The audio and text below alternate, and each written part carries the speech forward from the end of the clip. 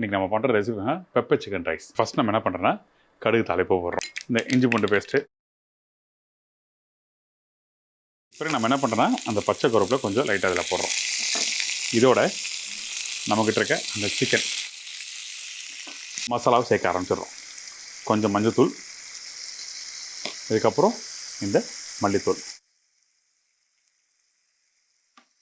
இதுக்கு பிறகு மிளகா. பேசிக் நம்ம சவுத் இந்தியன் சமையலை பொறுத்த வரைக்கும் இந்த 3 மசாலா தான். இந்த 3 மசாலா 90% ப்ரிப்பரேஷனுக்கு வந்து எல்லாத்துக்கும் யூஸ் பண்ணலாம். இப்போ நம்ம என்ன பண்ணுறேன், கொஞ்சமாக தண்ணி ஊற்றி இந்த சிக்கன் வேகட்டும்னு சொல்லி அப்படியே விட்டுருங்க. வெந்து வர டைமில் நான் என்ன பண்ணேன், இந்த வெங்காயத்தை இங்கே சேர்க்குறேன். இதுக்கப்புறம் திருப்பியும் கொஞ்சம் கருவேப்பிலை, கொஞ்சம் கொத்தமல்லி இதெல்லாம் போட்ட பிறகு ஒரு 2 நிமிஷம் அப்படியே வேக விடுங்க. டைமில் நம்ம என்ன பண்ணுறோம், அந்த பெப்பர் தூளை இதில் ஆட் பண்ணுறேன்.